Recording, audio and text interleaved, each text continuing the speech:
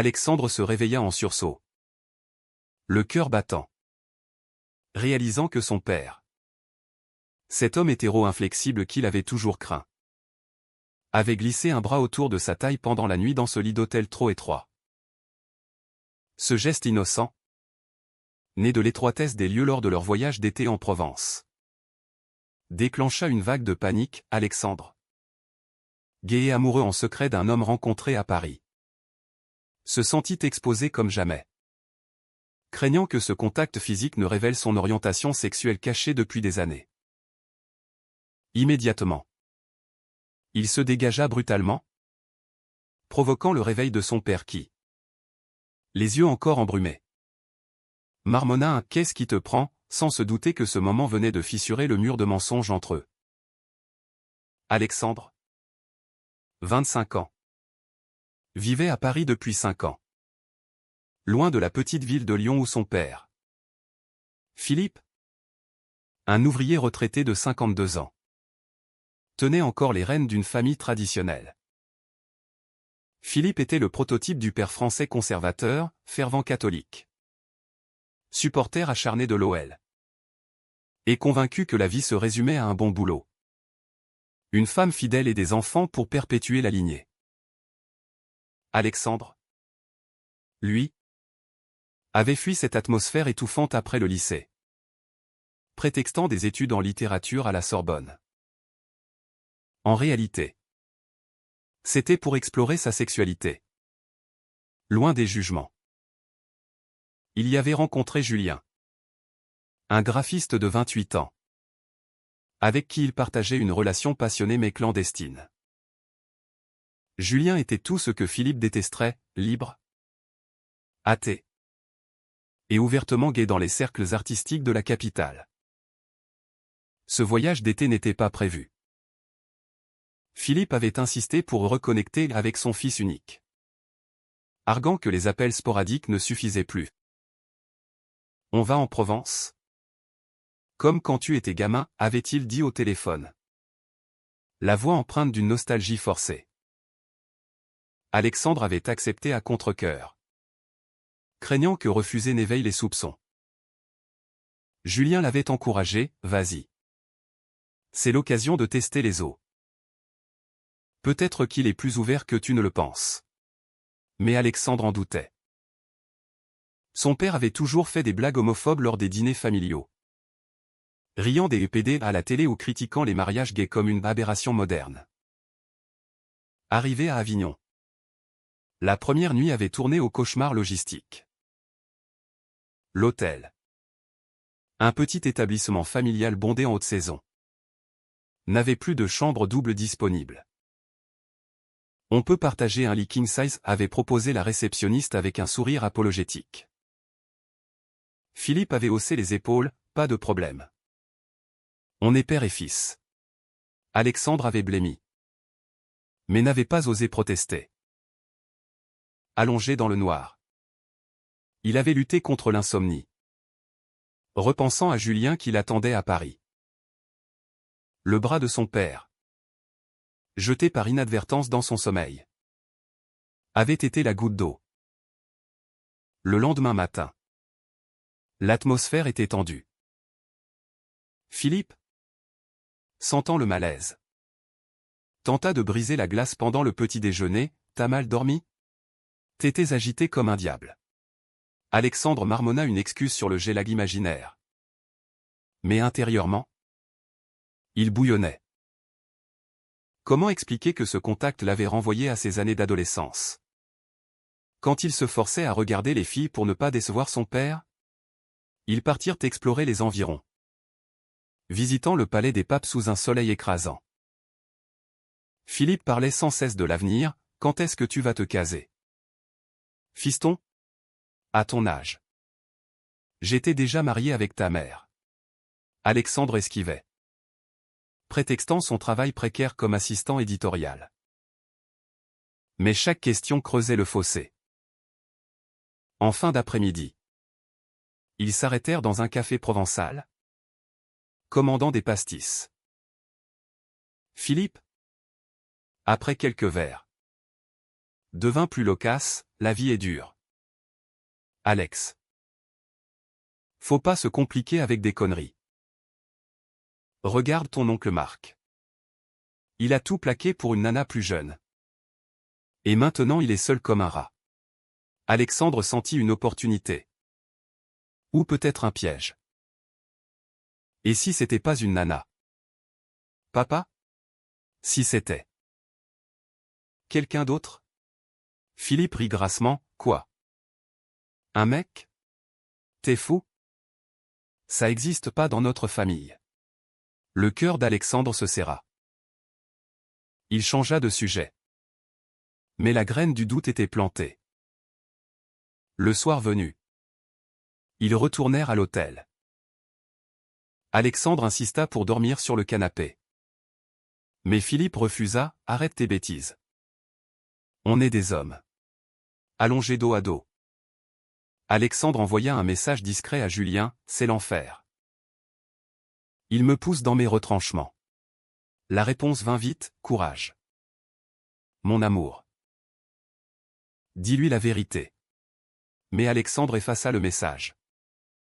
Terrifié à l'idée que son père voit l'écran allumé. La nuit fut longue.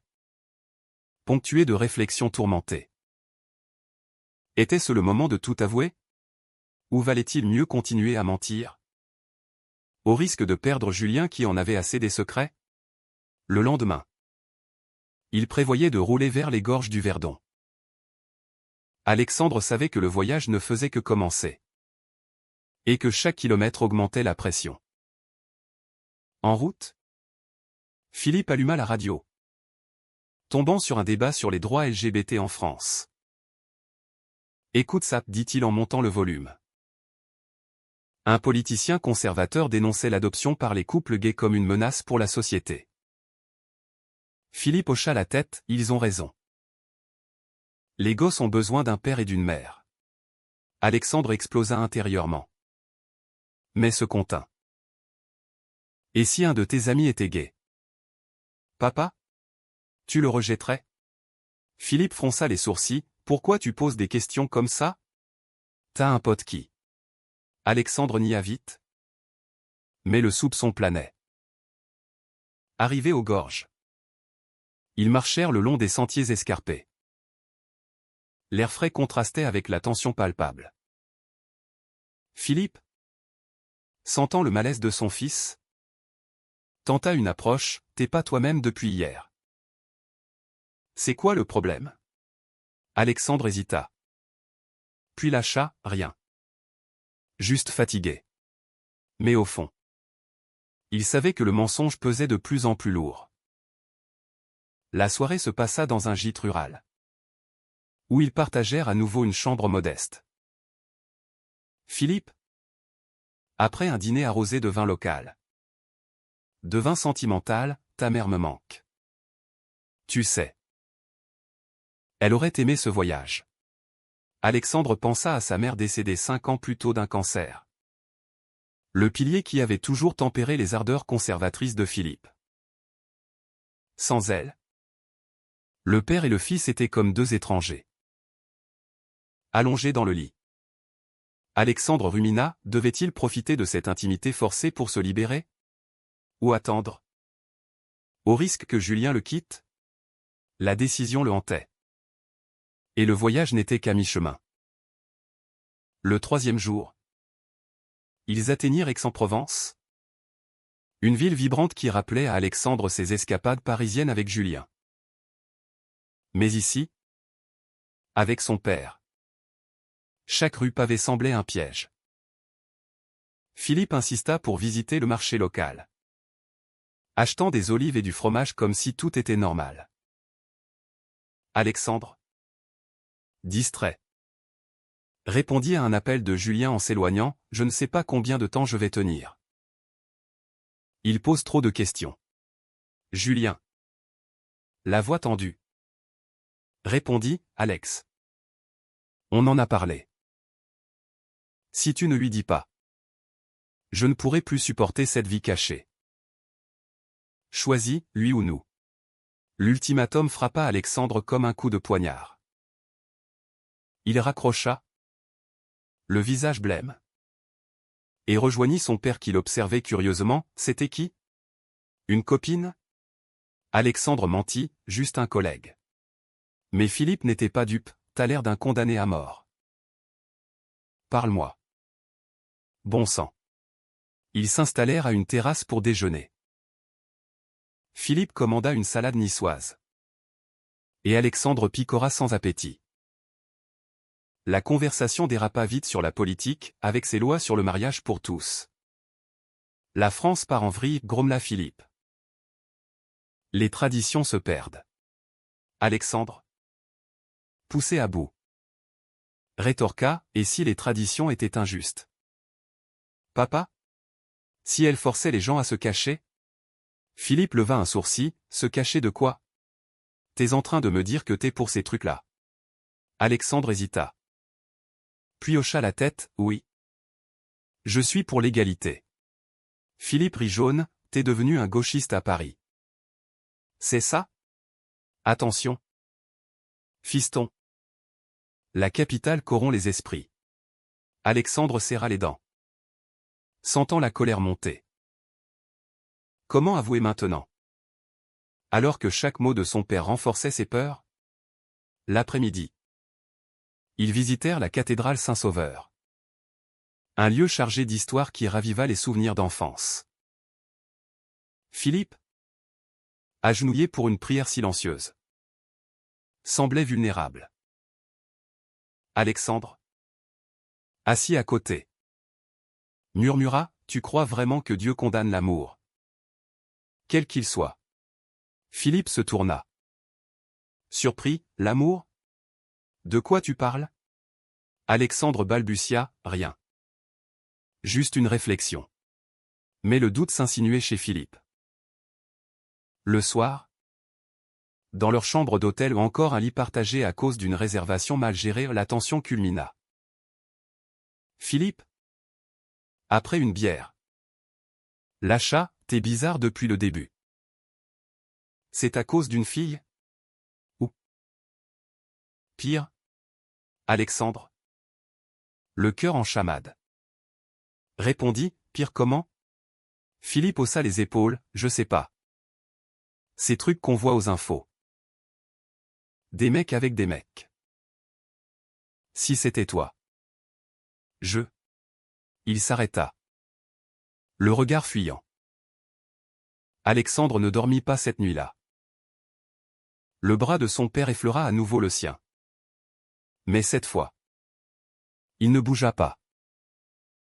Au matin, ils reprirent la route vers Marseille. Philippe, silencieux au volant, alluma une cigarette, un vice qu'il avait repris après la mort de sa femme. Faut qu'on parle, dit-il soudain. Alexandre se raidit. De quoi? Philippe, de toi. T'es pas heureux. Je le vois. C'est Paris? Le boulot? Ou autre chose? Alexandre, les yeux fixés sur la route, murmura, autre chose. Ils s'arrêtèrent sur une aire d'autoroute. Assis sur un banc, Philippe pressa, dis-moi. Je suis ton père. Alexandre inspira profondément, papa. Je suis gay.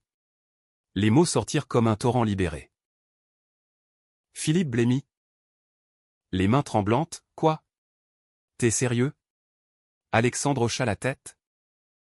Les larmes aux yeux, oui. Depuis toujours. J'ai un copain. Julien. On s'aime.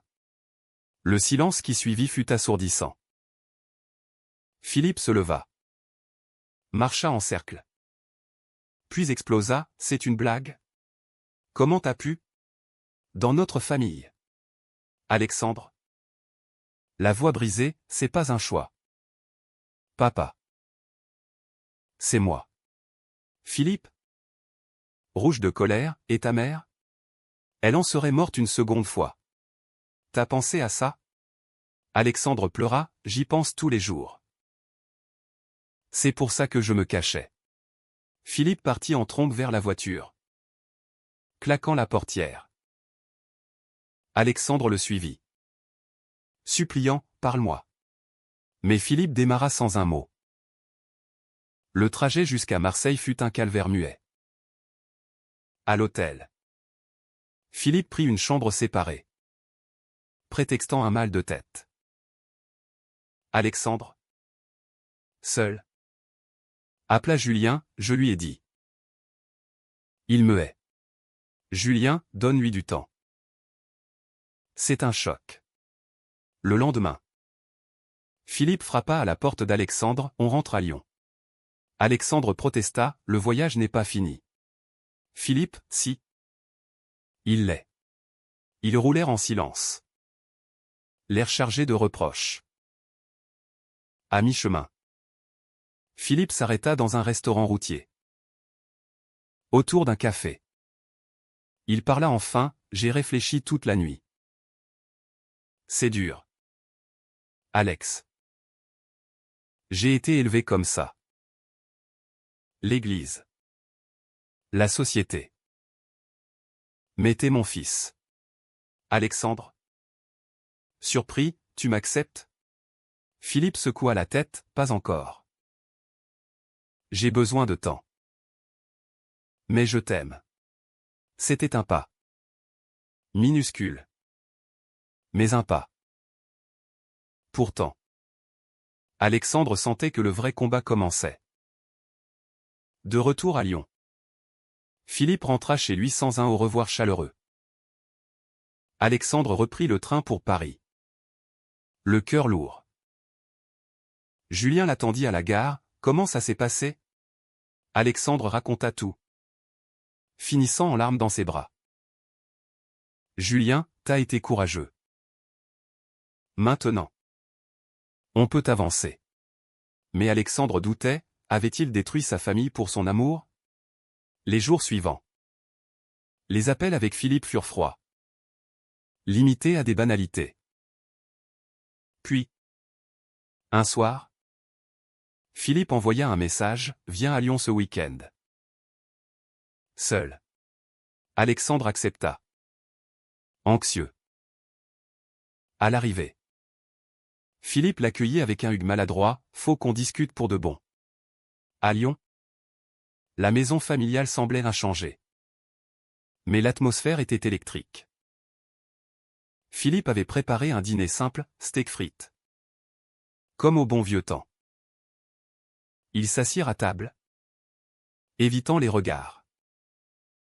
Philippe brisa la glace, ton ami Julien. Raconte-moi. Alexandre. Surpris. Décrivit leur rencontre dans un café du Marais. Leur passion commune pour l'art. Leur vie quotidienne. Philippe écoutait. Le visage crispé, c'est sérieux. Alors? Alexandre, oui. Papa. Je l'aime. Philippe soupira, j'ai appelé le curé. Il dit que c'est un péché. Mais que l'amour paternel prime. Alexandre, et toi? Qu'est-ce que tu penses? Philippe, je sais pas. J'ai peur pour toi. La société est cruelle. Les gens jugent. La discussion vira au débat houleux. Philippe évoqua ses craintes, et les enfants? Tu veux pas de famille? Alexandre rétorqua, on peut t'adopter. Ou pas. L'amour n'a pas besoin de ça. Philippe secoua la tête, c'est pas naturel. Alexandre? Blessé, naturel pour qui? Pour tes normes. Ils haussèrent le ton. Philippe accusant Paris de l'avoir perverti. Alexandre répliquant que c'était son éducation rigide qui l'avait forcé au mensonge. Finalement. Philippe se leva, j'ai besoin d'air. Il sortit, laissant Alexandre seul avec ses doutes. Était-ce une erreur de venir? Julien appela, tiens bon. S'il t'aime.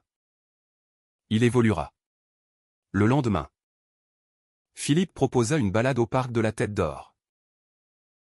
Sous les arbres centenaires. Il s'ouvrit, quand ta mère est morte. J'ai réalisé que la vie est courte. Je veux pas te perdre. Alexandre, moi non plus. Philippe, mais accepte que c'est dur pour moi. Mes amis? La famille. Qu'est-ce qu'ils diront? Alexandre, c'est leur problème. Pas le nôtre. Philippe hocha la tête. Pensif. Puis, il lâcha une bombe, j'ai un secret. Moi aussi.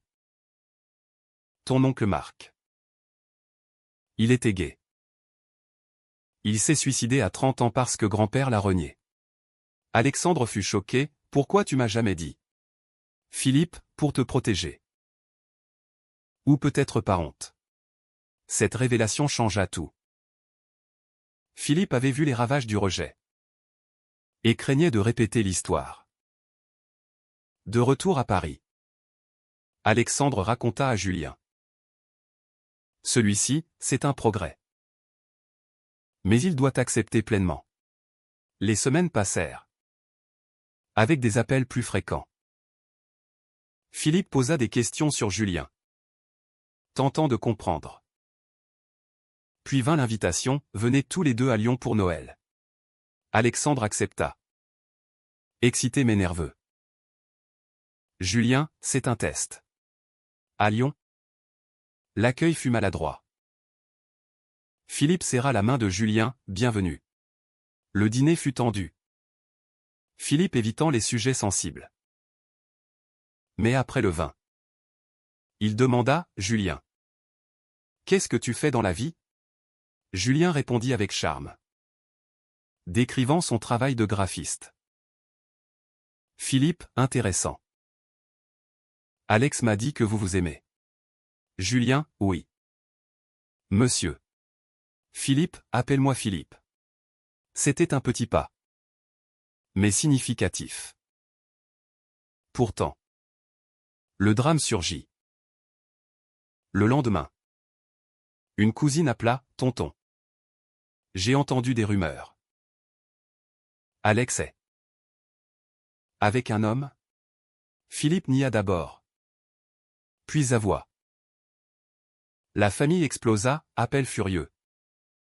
Accusation de trahir les valeurs. Philippe? Sous pression. Confronta Alexandre, regarde ce que t'as fait. La famille est divisée. Alexandre, c'est pas ma faute. C'est leur intolérance. Julien intervint, Philippe. Vous devez choisir, votre fils ou leurs préjugés. Philippe? Déchiré. Hurla, sortez. Alexandre et Julien partirent. Le cœur brisé. Dans le train. Alexandre pleura, j'ai tout perdu. Julien, non. Tu m'as moi. Les mois suivants furent un enfer. Philippe coupa les ponts. Influencé par la famille. Alexandre. Déprimé. Remis en question sa relation, peut-être que je devrais le laisser gagner. Julien, non. On se bat. Puis. Un appel inattendu, Philippe. La voix tremblante, j'ai réfléchi. J'ai dit à la famille d'aller se faire voir. T'es mon fils? Point. Alexandre, vraiment? Philippe, oui. Je veux vous revoir. La réconciliation fut lente. Philippe rencontra Julien à Paris. S'excusant, j'ai été con. La société change. Moi aussi. Ils dînèrent ensemble. Riant pour la première fois. Mais le prix était élevé. Alexandre perdit des cousins. Des oncles. Philippe affronta la solitude dans sa communauté. Julien. Patient. Soutint Alexandre, c'était nécessaire. Pourtant. Alexandre se questionnait, avait-il forcé son père à un choix impossible? La société française. Malgré ses lois progressistes, gardait des poches de conservatisme. Alexandre écrivit un journal, le coming out est une libération. Mais aussi une bombe qui explose tout. Les retrouvailles à Paris marquèrent un tournant. Philippe, venu pour un week-end, visita l'appartement d'Alexandre et Julien. Il observa les photos. Les livres, c'est cosy ici. Julien prépara un dîner, coq au vin. Pour impressionner. Autour de la table, les conversations fluèrent. Philippe parla de son enfance difficile. De la pression sociale, dans les années 70. Être différent. C'était la fin. Alexandre, et maintenant? Philippe, maintenant. Je vois que l'amour est plus fort. Julien, merci. Philippe. Pour la première fois. Philippe serra Julien dans ses bras en partant, prends soin de mon fils. Mais les cicatrices restaient. Alexandre luttait avec la culpabilité, avait-il imposé son bonheur au détriment de son père? Philippe, de son côté, affrontait les regards en coin à Lyon. Un jour, il confia, j'ai rejoint un groupe de parents d'enfants LGBT. Ça aide. Alexandre fut touché, t'es en train de changer le monde.